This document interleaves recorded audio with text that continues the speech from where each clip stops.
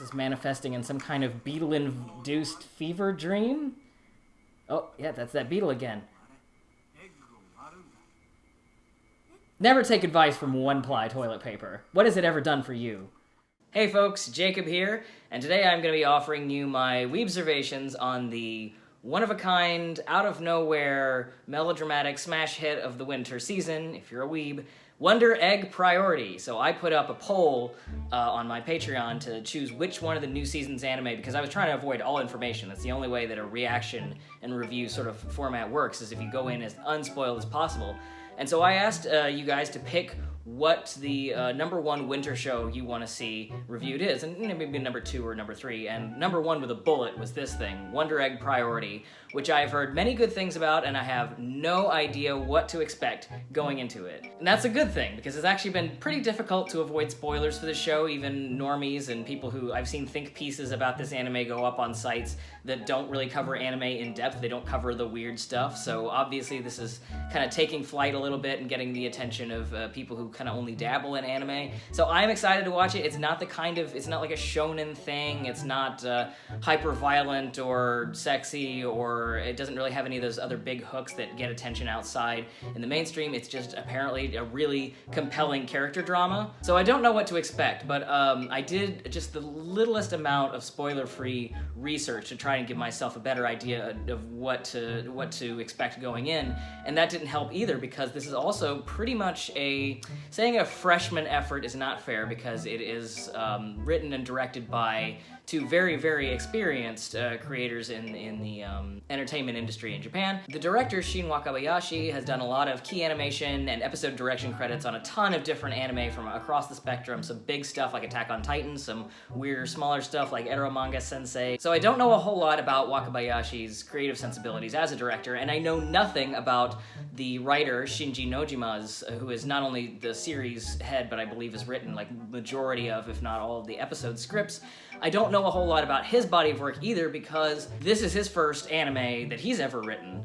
And most of his experience in television writing was for a ton of successful and also controversial. This seems like the peak of his popularity of his work was the mid-90s, the early-ish 90s, like 94, 95, when he wrote a lot of television dramas that were sort of about taboo topics. Apparently, what a lot of people are excited about is it seems like this series will be delving into some LGBTQ issues, which is always exciting to see in anime, because we've only seen it crop up more and more over the recent years. I feel like Yuri on Ice kind of kicked the doors down on a lot of that stuff, which had already been bubbling for years. There has been more focus on LGBT issues in anime. But even though this writer, Shinji Nojima, may be known to a lot of fans, or at least like pop culture fanatics in Japan, I know nothing of his work because I haven't seen any of his J-dramas. I've maybe seen 2 J-dramas in my entire life, like I think Densha Otoko adaptation and Great Teacher Onizuka, and that's it,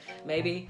Oh, I mean, not counting, I saw like the Death Note live-action adaptation and part of the Ouran one, some weird stuff like that, but obviously J-dramas are not my forte. I don't know anything about this guy's work, so I'm going in pretty much open expectations, even after doing that very small amount of research. And I guess my only other bias going in is just a peek at the poster, a peek at the key art has told me, like, oh, it's Cloverworks, that doesn't tell you a lot. Saying Cloverworks is like saying A1 Pictures. It's a large studio with a lot of outsourcing and a lot of different projects that don't have a whole lot to do with each other under the same roof or the same branding. But it looks like Cloverworks attempting to make a Kyoto Animation.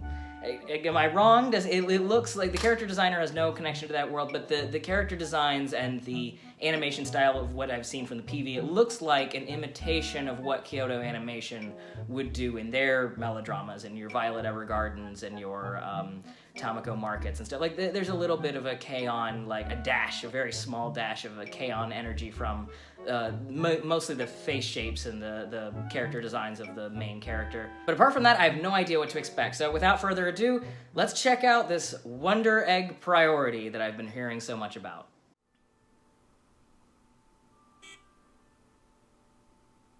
Oh, she's got protagonist eyes, that heterochromia. Very sensitive soul, wants to make a grave for a lightning bug. A June bug? It's some kind of beetle. Sympathy for the beetle. So she's got Very sensitive heart, apparently. Oh, and it talks. Maybe she knew this beetle personally. Well, that I wasn't expecting. Ah! Chikai, Chikai. Back up, buddy. Not dreams about talking bugs. Those aren't my favorite. And everybody comes, oh, I had this amazing dream last night. A dead bug came to life and spoke to me.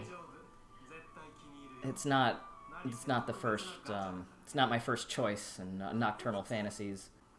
Alright, so we're already right into the fantasy. They're not going to ease us in gently with this. It's right away, talking beetles and an escalator. There's a difference.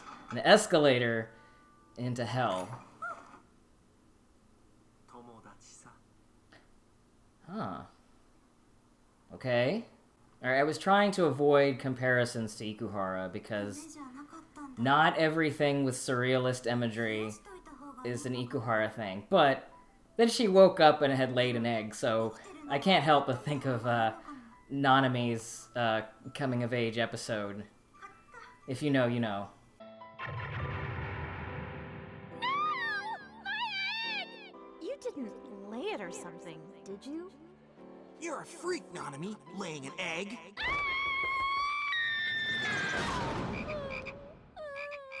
The character's name is Ai, which it's a very common first name in Japan, but it also happens to mean love.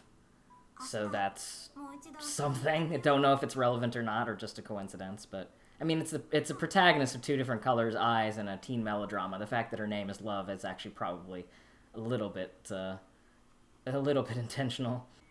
Uh-oh, alright. Funeral, suddenly. Well, not a funeral, but a lily appeared on a classmate's desk, which is usually a symbol of someone having passed. It could also be a symbol of bullying, because maybe she's being bullied, because a really awful prank can be done in Japanese schools. I see a lot in fiction, don't know if it's done much in real life, but there we go, bullying. Is if you want to harass somebody, you get a lily and you buy it and you put it on their desk. And when they come in, they're going to be publicly humiliated because you put a lily on their desk basically saying you wish they were dead. Or wouldn't it be nice if you were dead and not here? Pretty f***ed up, huh? Pretty f***ed up. So, Ai doesn't really have friends. We don't know why. And this is manifesting in some kind of beetle-induced fever dream?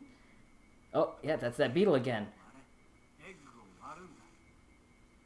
Never take advice from one-ply toilet paper. What has it ever done for you? Oh, I don't like that.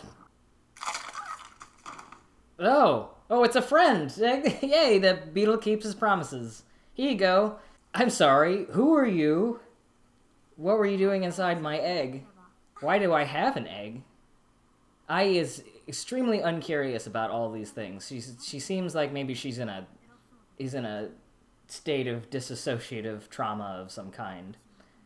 I don't think that's just speculation. I think maybe that's what's actually going on. She can't even tell this weird magical dream from reality because she's not in touch with reality. She's obviously it's not all there. She's not all here. Oh, the bully. A fantasy of escaping her bullies with a best friend that hatched from a mysterious... Alright, now we're getting a little bit of Madoka as well. I feel like everybody's gonna get really mad when I compare this to Madoka just because of the... Like, oh, this happens in a lot of magical girl things. I think this is maybe a magical girl influenced thing, a little bit. We'll see. But... I associate with Madoka not because of the crossing of dimensions, but because of the like small minions made of that are made of CGI in this case, made of something not of this earth. Papercraft in the case of Madoka, or simulated papercraft, and then here we have some CGI meanies. See No Evils is pretty good name for them. I wonder why they're called that. See No Evil. Speak no evil? I mean, they're clearly evil. They're clearly antagonistic. So, does that mean ignoring evil? I don't know. Bullying exists and you pretend it doesn't exist?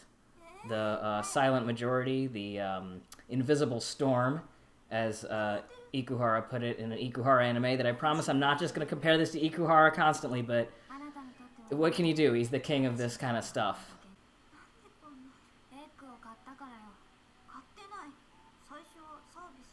They said the first, that's how they get you.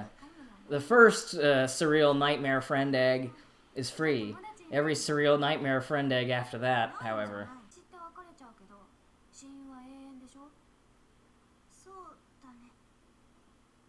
No, but that's alright. Y'all young. You'll figure it out. Well, this is a very fast best friendship to begin with, so we'll see what each of these girls is really wants and is really looking for. Well, the show is already asking a lot of me, which is not a complaint. I just need to make sure I keep my eyes and ears open here. But is the egg intended to be a sacrifice? She asked for a friend, but this other girl is now a target because they won't harm her in this place. That is very confusing. All right, more death imagery. So was she bullied, or did someone she knows die? Both, obviously. She has been being bullied, or someone she knows has been. That's true. Maybe there's something else going on here. Somebody jump? Oh, wow. Oh, wow, okay. Yeah, this is not easing me into... Everybody wants me to watch this live.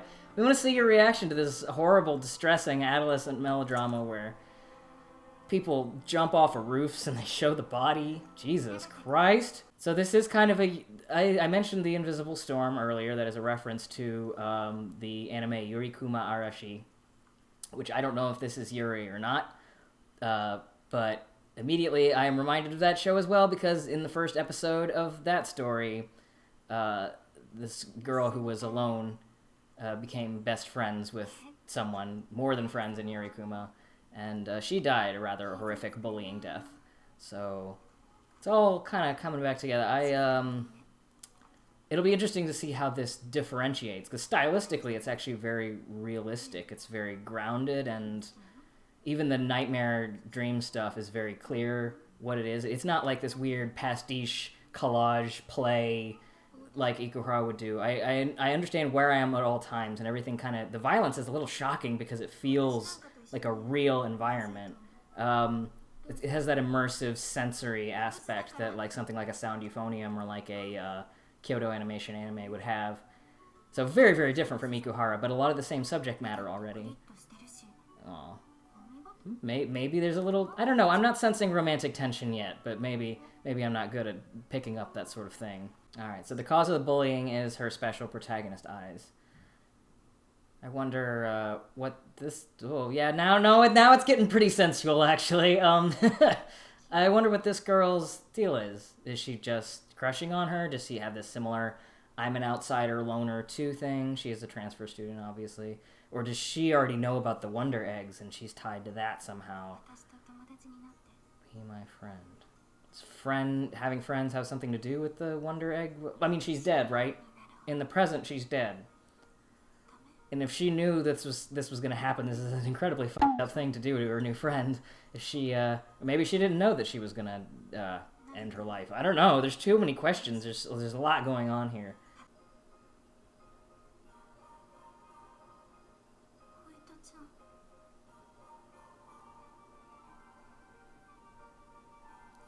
This is sexual. I'm gonna call it here. Alright, so it's a crush. So her first crush, maybe it's both things. Maybe she's just never had a friend before, so it all kind of gets folded together. It happens in adolescence sometimes. So this is sort of like a Madonna figure for her, right? Beyond friendship or a girl crush, this was something that represented something impossible and pure to her that she lost right away when this person mysteriously jumped out of the window. Oh! The pen is mightier than the hatchet, I hope.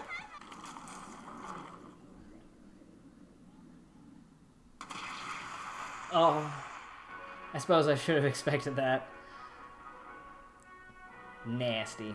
I guess it's more, now that I think about it, I guess she's an artist, right? So it's paint rather than blood. It's red paint. It's not... goo. It's not human viscera. She went poof. What? Oh, there's paint coming out of your nose. This is going a lot harder than I expected with the character designs. Okay, that's the wound that she suffered in the parallel universe, but not, yeah. This is not the happy fantasy I expected. I thought maybe we get something more like weak sauce, or I call it weak sauce, because it is indeed weak sauce. But I thought we'd get something like Weak Cross, where it's actually, like, all the scares and the like, effed up stuff is really obvious and on the nose and not really shocking at all. It feels like a bad soap opera. This is kind of hard. It's kind of going in a little too hard. Nice to meet you. I'm leaving. I've had enough of this. I guess there's no harm in saving... Oh, she's in a queue. She can't just run up without an appointment. The creepy doll has other, more important people to talk to. Oh, that's a lot of traumatized girls. That's in so many beautiful colors. What the hell? What the hell? What the hell? Alright, that was Wonder Egg Priority, Episode 1. I don't know what I expected, but that was a lot. Exciting. Really exciting and intriguing. There's a strong, like, voice to the story. There's a lot of confidence. Like, I don't know where it's going, but I immediately trust the writer to take me where he wants me to go, and I can kind of understand the lead up there. Very strong, clear through lines and themes. There wasn't a whole lot of... There was almost no exposition. I don't know if I really realized that until it was over, but extremely naturalistic dialogue, some weird circumstances, some, like, human behavior that doesn't quite match up. So it's not naturalistic in the traditional sense where it's like a real slice of life, kind of real-worldy characters conversating over real-worldy things. The whole thing took place in a nightmare with our protagonist not really reacting as though she's in a nightmare, kind of acting as though the horrible, surreal situation she's in is not really any worse or better than her normal life, which is a statement of her character in and of itself, I think. It speaks a lot to, like, this perspective that we're supposed to be coming into this with is, like, okay, a very bullied, lonely, traumatized girl who, like, if a beetle suddenly started talking to her and she ended up in an Alice in Wonderland type scenario, even one that was fairly violent, she wouldn't react very much. She doesn't even notice, in fact, that she has been stabbed through the side and her nose is bleeding until, like, what, several minutes to an hour after she wakes up. So she is not all there. Some really bad things have happened to her, and we kind of already know some of them. It might go deeper, because we don't know if she was bullied for other reasons than just having two different color eyes, but losing the only girl who had showed her any affection, and almost a suspicious level of affection, an immediate, like, was she being used? What is this Wonder Egg priority system? All that the little bug could tell us was no comment, so not really helpful. And as IE saves other people in order to bring her friend back, is she saving them because they are all people who are dead in other dimensions? Is this like a string theory, multiple universes, but they're all kind of the same world? Because it's not like she came from a dimension where she didn't understand the same language or customs or culture of... She seemed like another girl from Japan, right? But is it the same Japan? Is there only one? There's so many questions, but obviously whatever's going on here is more emotional than fantastical, right? It seems like it's an emotional metaphor for something deeper going on with these characters, and we don't know if the Wonder Egg priority thing itself is a real system created by some goon who is manipulating these, some Cube-esque figure, or if it is just an entirely autonomous sort of system of judgment and that might exist like something in a death parade, if you've ever seen that show.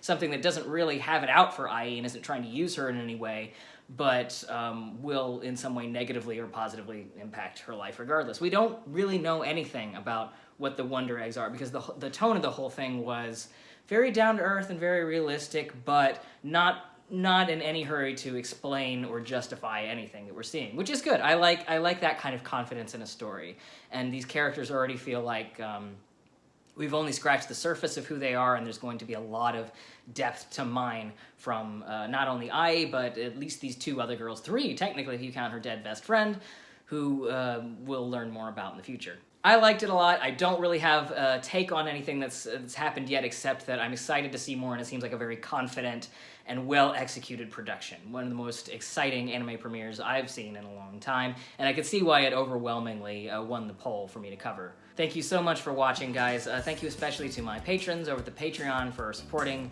these new reaction review video format, and thank you all for subscribing, commenting, doing all that stuff that YouTube needs you to do in order for my videos to show up in your feed. Subscribing itself apparently is not enough, and I really, besides that, just enjoy reading your comments. I am really happy that you all have been so fervently supporting the algorithm baby, which has come up in a couple other videos. I've heard that liking, commenting, and especially subscribing pleases something called the algorithm baby, so if you would like to help please the algorithm baby. At this point, this algorithm baby controls my future, apparently, on YouTube, so I resent and fear it, and I'm going to find the algorithm baby, and I'm gonna make it answer for the pressure it is putting me under. I still have no idea what I'm doing on YouTube, but I'm very serious about making it work, putting out the best content I can for you guys, so true to my word, I went and I found that algorithm baby so I could apply it for information on how my channel can do better. I'm just gonna go get it for you here real quick. So this is the algorithm baby. It's very small, very quiet. And the most interesting thing about the algorithm baby is actually that it's ancient. I am old. I'm my grandmother. It's a very old baby. Because this baby is so old, she's kind of set in her ways, and she tends to eat the same things over and over. So I thought if you all were interested in feeding the algorithm baby for me, please leave in the comments things that you would like to feed the algorithm baby in order to keep the channel going nice and strong and to keep this old baby healthy in the months and years to come. Say hello. So like, comment, subscribe, and help keep this algorithm baby healthy. Thank you very much for watching this episode, and I'll have more Wonder Egg priority in the episodes to come. What do you think about eggs? Are you a fan of eggs? I know that you guys share a holiday, but I've never really seen you take an interest in... Are you listening to me right now? You just want me to put you down? Alright, let me know what you would like me to feed the algorithm baby and her other half. They're a bonded pair of bunnies named Popeye and Olive. You'll see them in the end card here. And let me know what you would like to see them feast upon in the end card in future videos. Thank you so much for watching, and I'll see you later. Sayonara. Bye-bye, everybody.